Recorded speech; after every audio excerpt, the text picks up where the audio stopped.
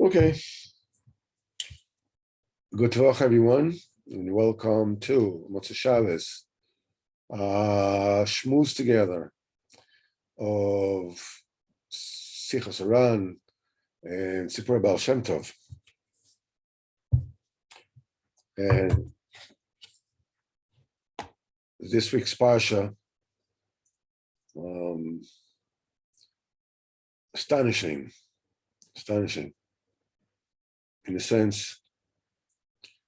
There's something that I saw in this week's parsha that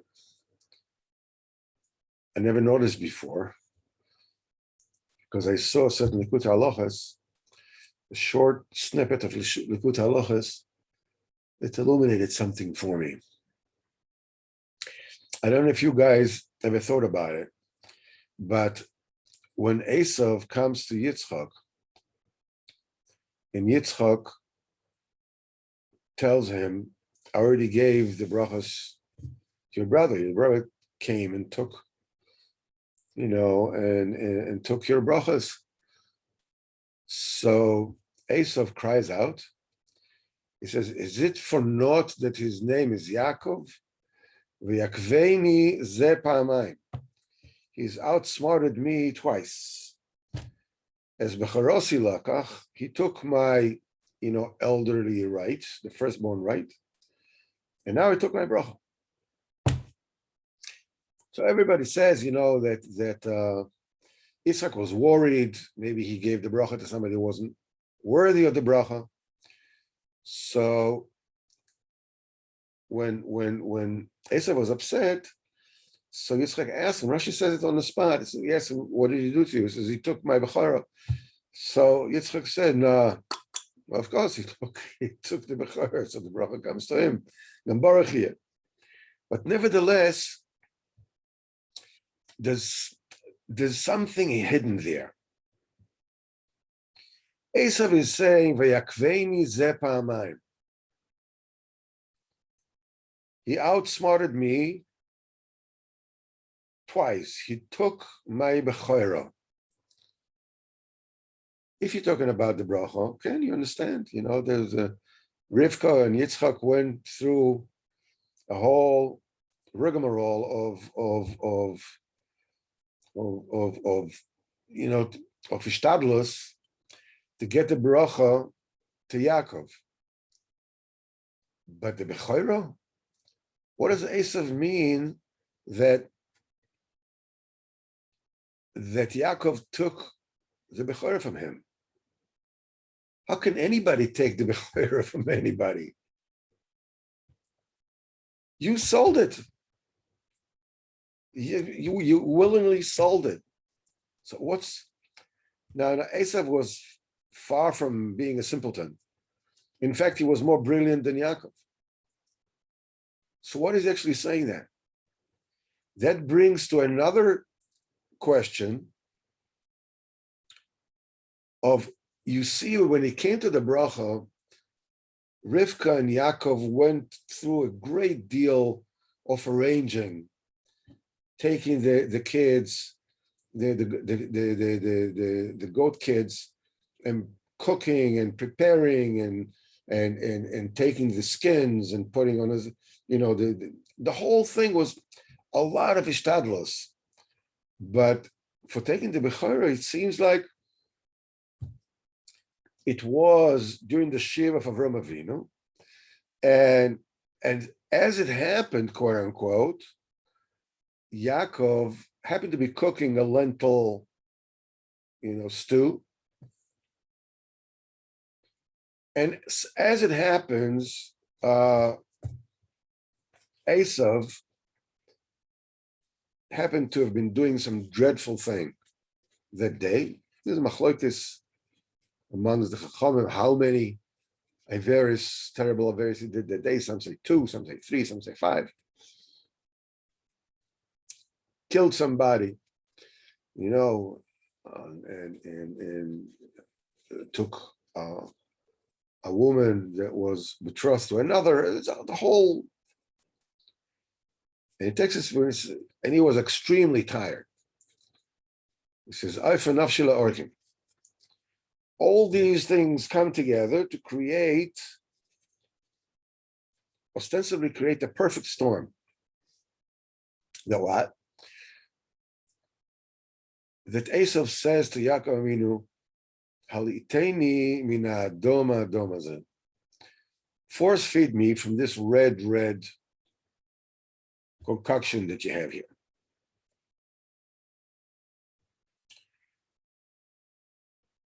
So Yaakov Avinu springs on the opportunity, so it seems, and he says, sell me your, firstborn right. And Esau says, okay, what do I need it anyhow? He says, I'm going to die. Go ahead. He ate it, and he gave him bread, and he gave him the lentil stew, and Esau gets up and contemptuous of the Bechorah. Why does he come afterwards in Yitzchak and he says, Yaakov swindled me and took my Bechorah? What are you talking about? And how come when he came to the bracha, they went to such extensive ishtadlus, but when it had to do with getting the Bechorah, which, in other words, that's the name of the game. That's the whole thing that makes the bracha, come to Yaakov. That it was left to some kind of it so happens that this is what happened. But Reb Nosson says, Reb Nosson says in Ilchas Chelev Adam, forbidden fats and blood that is forbidden for us to eat. And he says over there, he takes from this pasuk, Vayazed Yaakov Nozid, that Yaakov prepared a stew. And the word of cooked a stew, he doesn't say Vayas Yaakov a stew, Vayvashel Yaakov a stew. He made, or his vayazed, from the word nazid, vayazed. It's like as if stewing was a verb. We haven't found such a verb, stewing a stew. So Nosson says that Esav represents the Averis which are mazid, that are intentional. That's the klipa of Esav. And the klipa of Esav, mazid, comes from as they call it, blood boiling, from the midah of kas, the midah of ritzicha. That's the klipa of Esav. Vayazed Yaakov Nozid, he made a stew, and Esav says, feed me from the red stew that you made. He came from Shfichas Damim. Shfichas Damim are all one and the same. He says there's another klipa, was the klipa of Lavan, which correspond to the non-kosher fats, the part of the animal which are chelev, which is bikoris, you're not allowed to eat. And the fats are white. The blood represents the klipa of Esav, and the fats represent the klipa of Lavan. This is shoigig. This is the averis of shoigig are represented by chelev. Because chelev it makes the mind, like all non-kosher foods, they make the mind obtuse. And a person is confused. And he doesn't know what he's doing until he comes and he makes an avera b'shoigig. And Rasul says, in the entire Shas, whenever Chazal speak about avera b'shoigig, it uses chaylev as an example. And a person had a piece of fat and a piece of fats of chaylev, and he ate one of them and didn't know which one he ate, and so forth and so on. He didn't know it's chaylev, but chaylev is always the one that Chazal use when they're describing an avera b'shoigig. They say the tshuva of shoigig is harder than the tshuva of mezid, even though, of course, the avera of mezid is much more severe than avera of shoigig. Nevertheless, Chazal said the tshuva of shoigig is much harder because a person looks like when a person does something, chas v'chalila b'mezid, his heart claps. How could I do this? B'shoigig, I forgot. I didn't mean to. It's like a. So do tshuva and shoigig is much harder. But nevertheless, this sort of like put me onto a different path to understand this whole thing.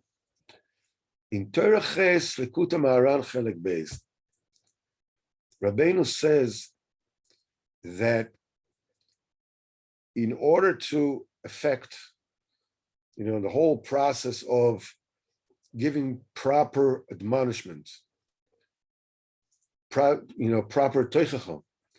Rabbeinu says in Torah Ches Chelek Beis that what is necessary is a tefillah b'chinas din of the great tzaddik, who was Baal Koyach, who was very powerful, and he davens a tefillah b'chinas din.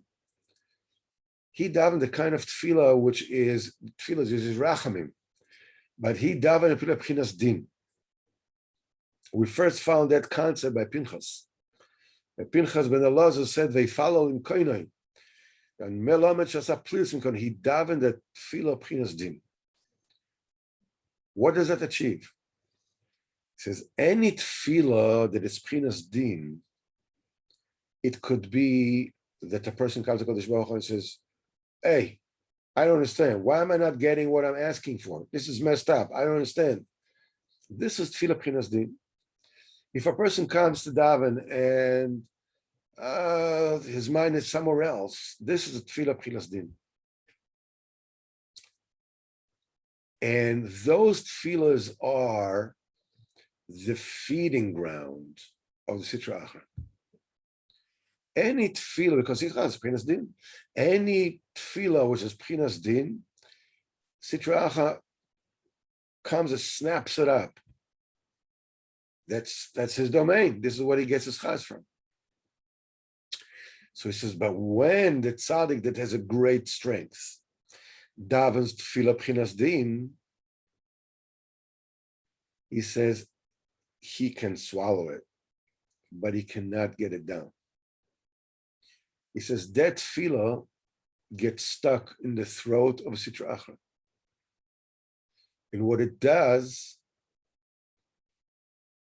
it forces Sitra to chuck up, to expectorate all the kedusha that he has swallowed before, from all the tefillahs, all the averes of Am Yisrael. And not only there, Rabbeinu says that when he's done, chucking up everything that he swallowed, the tefillah is still, standing in his throat, stuck in his throat. He starts to vomit his own essence. And Rabbeinu says this is Gerim, which are they belong to the essence of Sitra Achra and then become Gerim. He has to give them up as well. I said, maybe we can take this and understand it as follows. Vayazed Yaakov Nozid. Yaakov, Yazed Nozid Milshon Mezid. Yaakov offered a tefillah b'chinas din, b'chinas mezid. Esav was addicted to this. Esav the Sitra Achra was addicted. He had to swallow it. And it got stuck in his throat to the point that he has to give up his bechira. That could be the explanation Yaakov Avinu did not just happen to have been cooking this thing. He prepared, he like the tzaddik Baruch Koach HaGodol is davening at Tefillah B'chinas Din, Vayazed Nozid. He made a Nozid, that included the aspect of Mazid in it. That's Esav domain. Esav B'chinas Mazid. He had to have it. He had to eat it. When you take an adoma, when you come, lentils are not red when they're cooked, only when they're raw. But nevertheless, he says that cooked lentil, vayazed nozid, he says, feeding from the red one because it's pchinas vayazed nozid. There's a mazid in it. At tefillah pchinas koyach that stood in the throat of Esav, he couldn't help himself. He had to have it. He swallowed it and he chucked up the kedusha that he had, which is the bechorah. It's a possible explanation to what is going on there. It's a chiddush. It's a chiddush. So I give no guarantee of how truthful it is, but it's based on on Likutei Halachos and Likutei Moharan. So probably in a certain aspect this is emes. So up to here. Let's get to a Sipurey Likutei Moharan. The time is getting short. The story of the Baal Shem Tov, Achonos LePesach by the Baal Shem Tov. The Achonos for Chag HaPesach by the Baal Shem Tov were carried out in great simcha. His great students, the Maggid Mizrich, Pinchas Koritzer, Zelfov of Zhitomir, David Lakes, all the big Talmidim, they would come together and have the Seder in the company of the Baal Shem Tov. The Leil Seder obviously was a level of unbelievable spiritual uplift. The Baal Shem Tov is sitting at the head of the table and is offering unbelievable divrei Torah about Haggadah. But in the year Tafkuf Tezayin or Tafkuf Yud Zayin, that is 1756 or 57. The behavior of the Baal Shem Tov was different and mysterious. The day before, when they drew the Mayim Shalanu, he was in tremendous simcha. And by the evening, at the time of Dikas Chametz, he was crestfallen. His face was extremely severe, and really sinister. The Talmidim understand there's something that they don't see that is stirring the simcha of the happiness of preparing for Yom Tov. And that caused them also to sink into dread and sorrow. At night, after Dikas Chametz, the Baal Shem Tov called 10 of his Talmidim and asked them to make Tikkun Chatzos. That's a Tikkun that is done at midnight, 6 hours after Tzesach Rechovim, with great kavanah. This is the highest avodah is Tikkun Chatzos. Now they understood the Baal Shem Tov means to be mevatel a very harsh decree that only he, with his holy eyes could see. Well, the morning came, and Talmidim hoped that the new days would bring a change in the mood of Baal Shem Tov. But the face of Baal Shem Tov was still very severe, very pale. And he asked the Talmidim during the tefillah to be mechaven the kavonos, the special kavonos of Rosh Hashanah. And after the tefillah, Baal Shem Tov said divrei Torah, and the main kavona of the Torah Baal Shem Tov said was in the midas b'tochen in Hashem. That was the main thing that Baal Shem Tov concentrated on. And he says, true bitachon, Baal Shem Tov said, is also when a person does not see any chance of Yeshua, of deliverance. Just no way. This is it's just and he trusts and believes in a Kadosh Baruch Hu, in his close Yeshua, in the close deliverance, and he says this is the true bitachon. And he says that the expression of true bitachon is simcha. And after he said these things, his face radiated immense happiness, but it was blended with dread, a mixture of simcha and dread. And that's the way that the day passed. Mixed feelings of simcha with bitterness. A time of baking the mitzvahs, the matzahs mitzvah. During the mitzvah, there was a tremendous simcha. But before Tfilas Mincha, again, the Baal Shem Tov told his Talmidim to have in mind the Kavonas Harizal of Rosh Hashanah. And now they were really scared. Let's say they came, his holy Talmidim were around his Rebbe, and to his explanations, his amazing Divrei Torah, that we were saying the Agada, but this year the Baal Shem Tov did not lift his eyes off the Agada entire Seder. He just read the Agada with a supplicating nigun. I didn't stop reading for a minute. And that caused a great tzad at Talmidim. Then the Baal Shem Tov became quiet. It was deep in thought, and the room was silent. The Talmidim were also deep in thought. Suddenly, the Baal Shem Tov started laughing. The Talmidim opened up their eyes and looked, and they saw that the eyes of the Baal Shem Tov were shut. His face were like burning, like a flame, and he's laughing uproariously from deep simcha.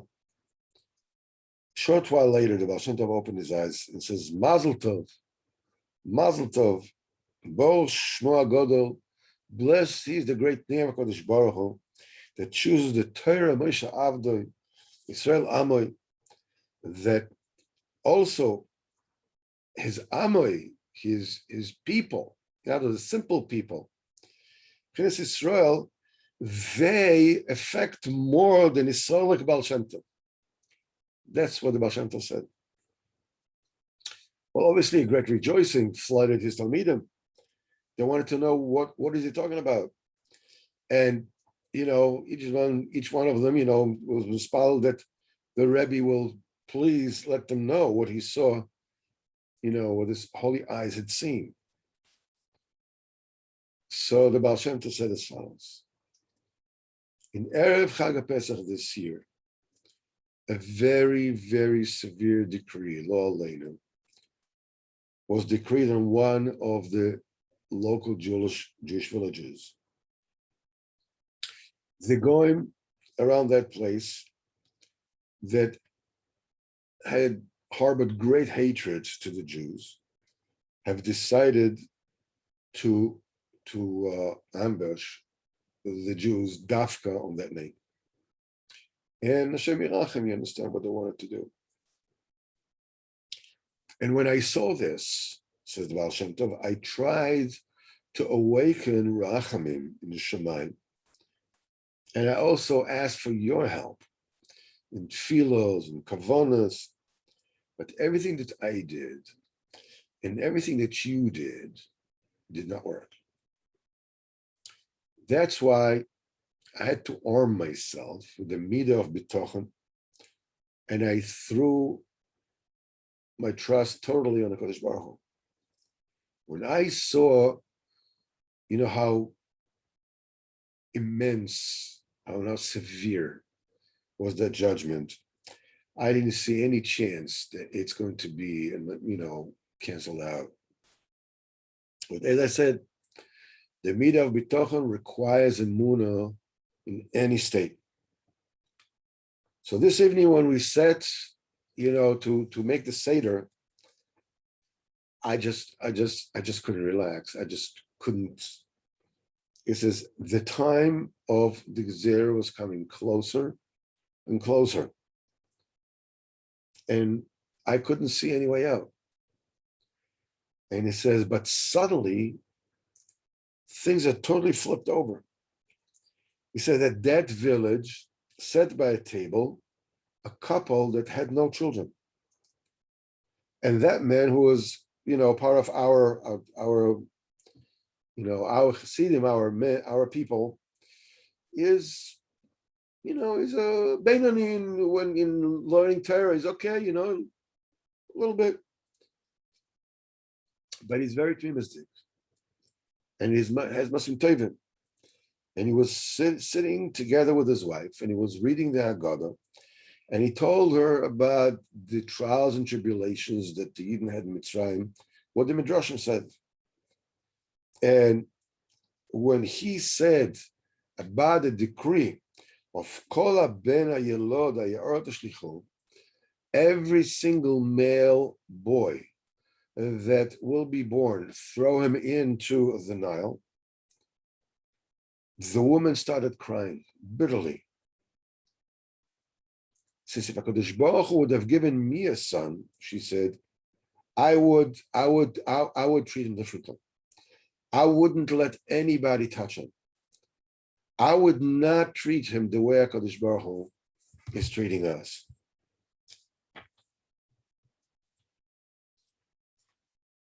The husband, from his side, justified the judgment. He says, Tzadik Hashem b'chol drocho. Hashem is right in everything that he does. But the woman continued, where is the midah of rachamim? How can HaKadosh Baruch Hu do this with his only son? So even if we are sinning to him, we are his children. And that conversation went back and forth.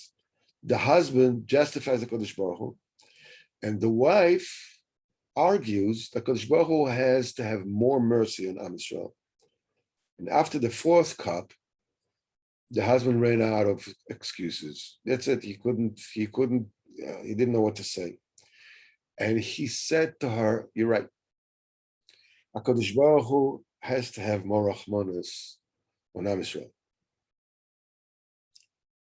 And since the argument was over, and they, it was after the fourth course, and they were already shtickle, inebriated, the influence of the wine, they both got up and started dancing. Baal Shem Tov said, at that moment in Shamayim, they accepted this the protection, the gift of the woman, that village woman. And when the two started dancing, it became simcha in all the worlds. And also I was under incredible simcha. And obviously, the decree was canceled. Where did the this week, Sipurey Baal Shem Tov.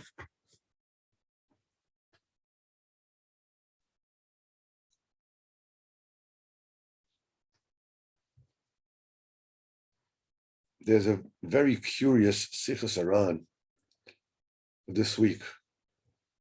We have to sort of figure it out together. What his Rabbeinu is telling us that we can take something and understand from this what we can learn from that.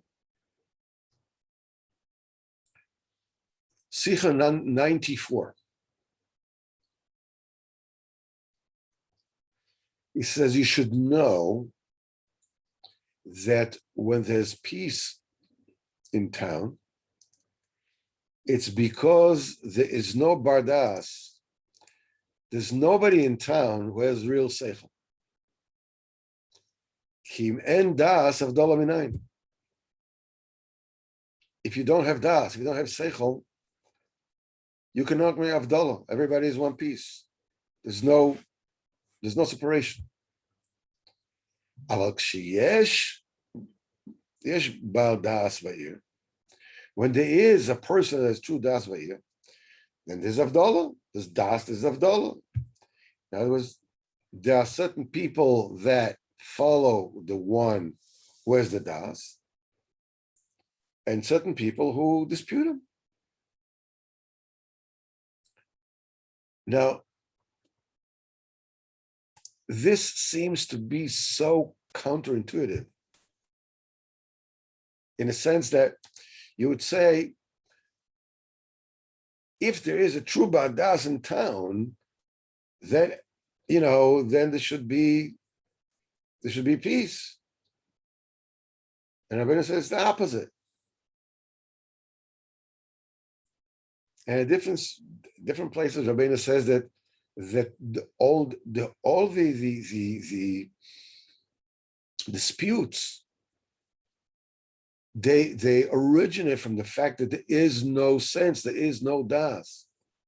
Because when there's real das, then there's peace. Any kind of problem, when somebody has a problem with finances or whatever it is, it doesn't know what to do. Or if somebody has a problem with his finances, a problem with shlom bayis, or whatever it is, and he goes to an expert, and he goes to the expert and he says, I don't know what it is, how to solve this. I'm making, like, together, me and my wife all together, we're making like 34,000 shekels a month. And we owe the bank close to 1 million shekels.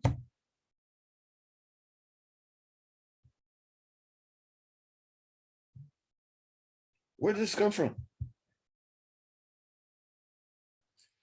So the expert would sit and take a look. So why don't you bring me all your bank papers? We'll take a look. And he says, something, at the end of the month, you just go ahead and spend the same way that you're spending until now.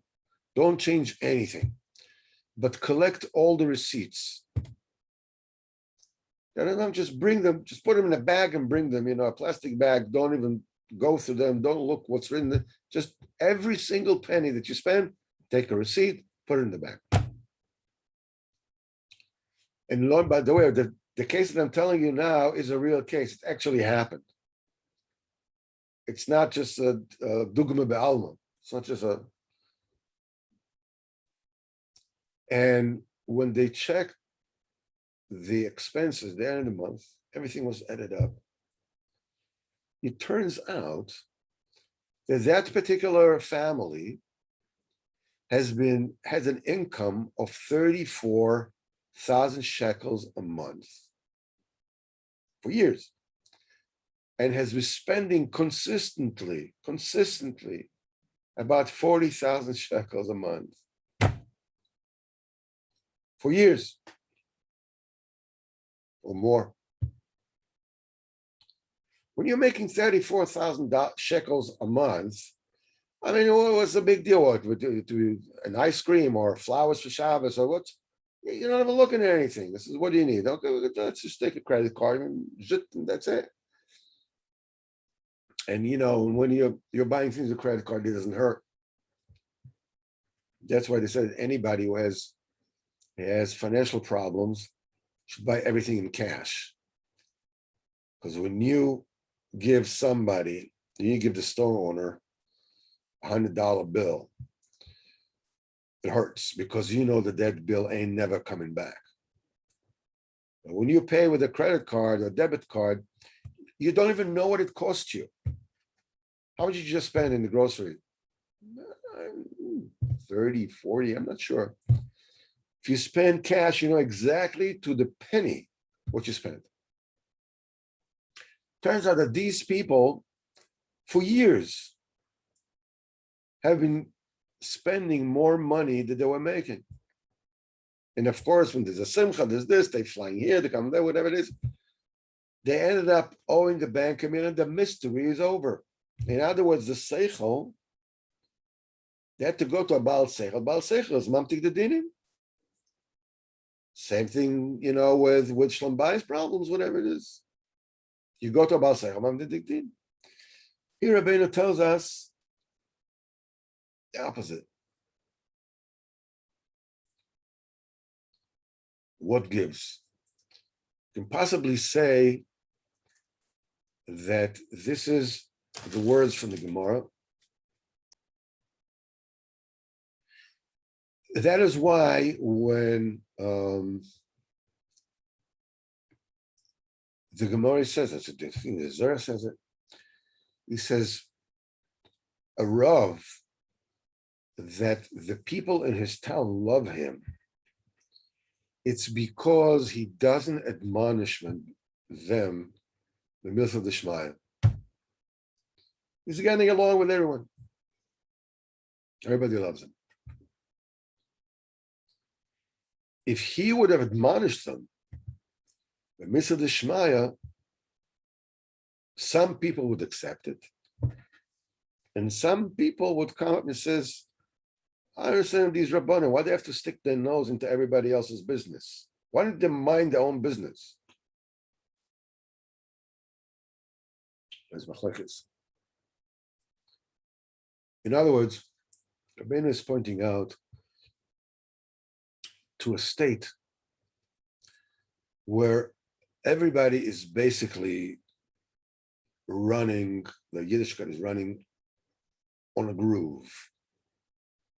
Meaning, it's okay, 8 o'clock in the morning, Shabbos morning, you go to daven, 8:30, 9, 11, 10, whatever, 7:30, whatever it is to do.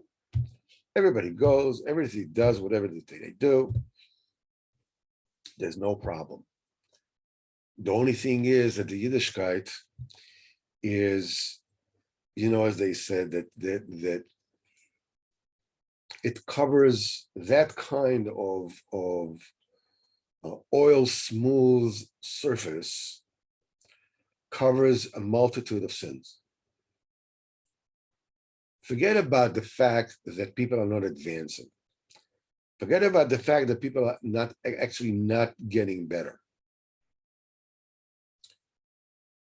But things are festering under the surface.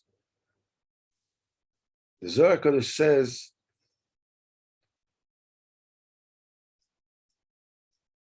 not in Vayikra, but later, it says, there are verdicts, there are judgments every single day.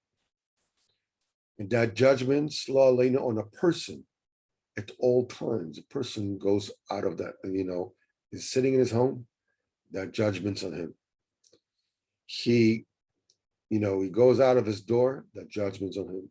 So much more so if he goes on the road, that judgment's on him. And nobody knows. Nobody realizes that. I have a certain kind of comfort level in my Yiddishkeit. Maybe I'm watching movies, maybe I'm not. Maybe I'm watching football games, maybe I'm not. Maybe I'm reading Goyish books, maybe I'm not. Maybe, I schmooze up, my neighbor's wife or whatnot. Maybe I do, maybe I don't.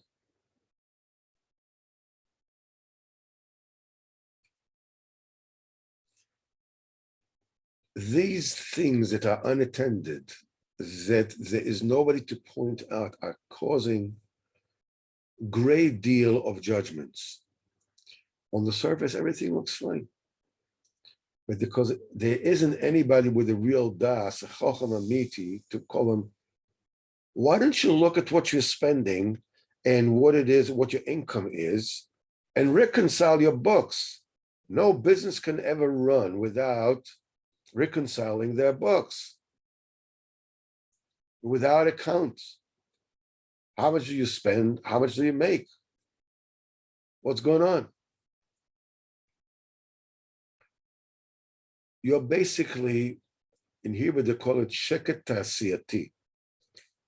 They call it manufactured peace. In other words, let sleeping dogs lay, brush unpleasant things under the carpet.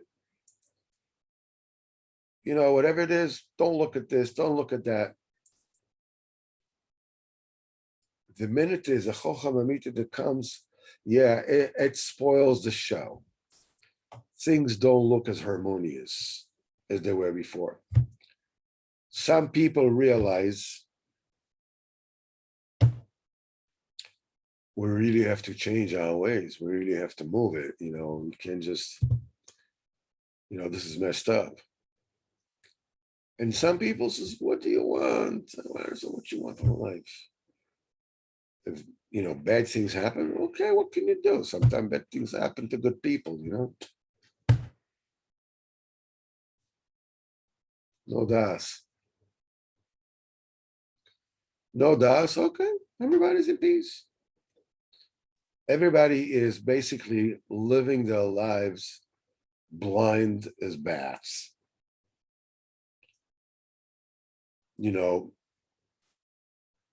Upset because this one spoke to me like this, and spoke like this, and my wife told me this, and this one told me this, and he insulted me. There's going to be some grumbling, but basically, everybody, it's life.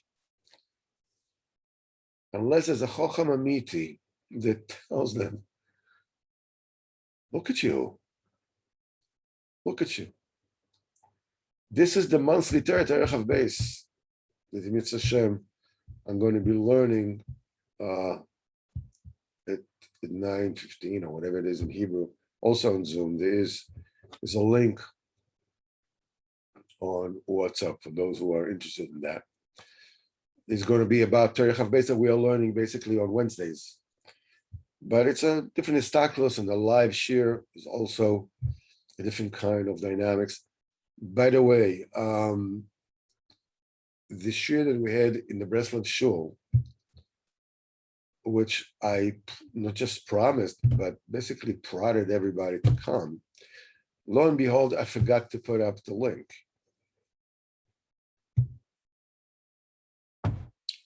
So, nevertheless, the share was in English. It was learning Torah Lamed Daled, one of the seminal, basic Torahs of the Sichos Haran. It is on Telegram, both in audio and a video link that you can see it on YouTube. It was different. I think that you might enjoy it.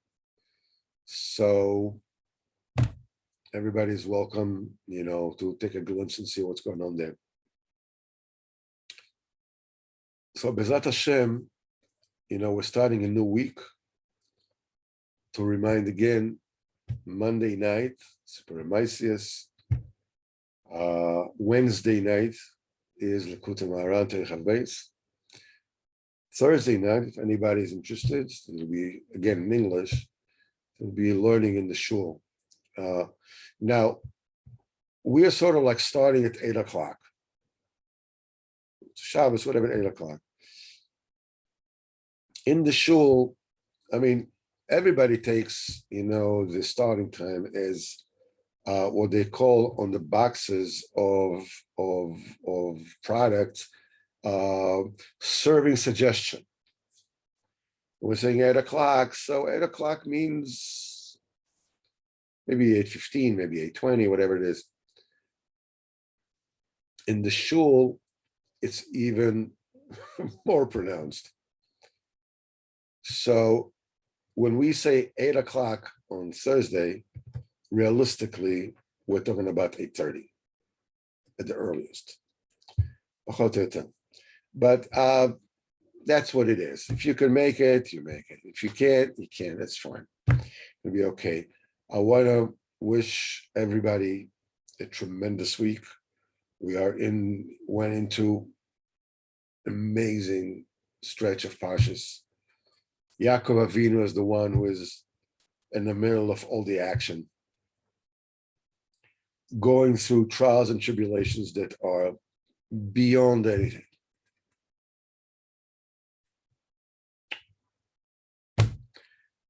Should be Be'at Hashem besimcha and should be healthy and should be kol tov. Everybody should be rak tov, rak tov.